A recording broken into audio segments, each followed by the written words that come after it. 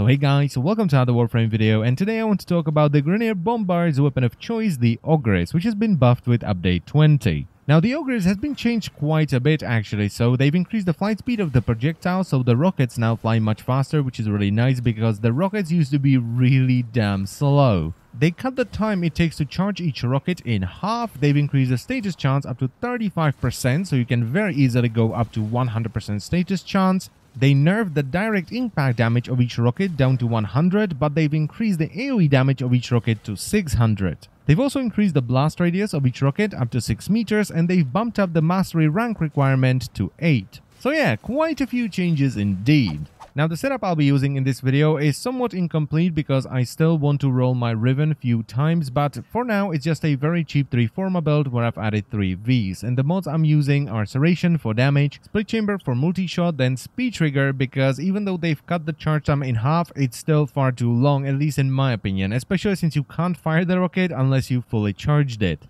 Then I'm using the Ogris specific Nightwatch Napalm, which will cause each rocket to leave behind a ball of napalm that will do 30% of the damage that the rocket did over 6 seconds in 90% of the rocket's explosion radius. Now the napalm doesn't really do that much damage, especially versus high levels, but it's pretty good for spreading around status procs. Then I'm using Firestorm to increase the explosion radius of each rocket by 24%, and finally I'm using High Voltage and Malignant Force for corrosive damage and Thermite rounds for heat damage. This is a pretty cool setup because the blast that's on the Ogris by default will knock the enemies down, corrosive will strip away their armor, and heat will set them on fire. But if I'm going up against high-level Grenadier, I will use Thermite rounds and High Voltage for radiation and Rime rounds with Malignant Force for viral damage. And I've decided to sacrifice Firestorm in here because proccing radiation and viral on yourself is not the best thing you can do.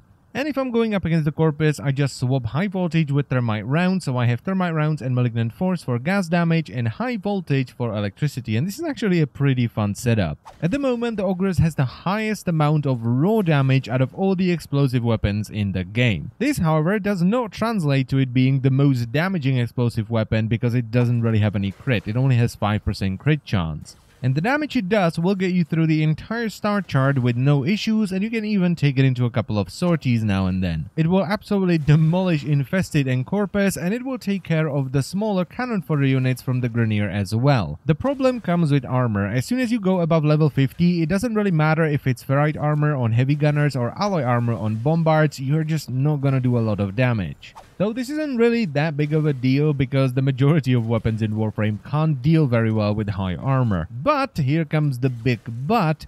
This weapon feels like it has far too many downsides for something that's just straight up going to one-shot you if you either misalign a shot, or a companion runs in front of you, a teammate runs in front of you, an enemy charges you, or you just shoot one of the many invisible walls that are all over the tile set. And don't get me wrong, even though I really don't like self-damage in Warframe, for the reasons that I've just mentioned, I would kind of be okay with it if that was the downside of the weapon, right? It does a lot of damage, but if you misalign your shots, you're dead. But with the Ogris, on top of all the self-damage, you also have to deal with a 2.5 second reload time, which isn't really that great since you only have 5 rockets in the magazine. You only have 25 rockets in total, so if you get screwed with sniper ammo pickups, you can run out of ammo even in something like a capture mission. And even though they cut down the charge time in half, it still feels very long, especially since you can't fire rockets unless you fully charge it. But the biggest issue, at least in my opinion, with the Ogris is one of the changes they did with update 20.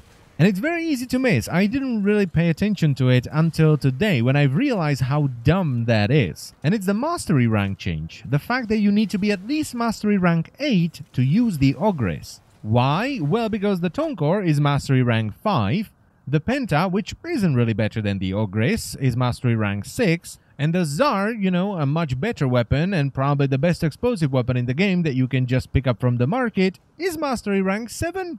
Can you imagine anyone in the world picking up the Ogris after they've played with the Tsar and going, wow, this was definitely worth the extra mastery rank? Of course not. So the only real reason to pick up the Ogris is if you really like the way it plays, because you get all the other explosive weapons before the Ogris.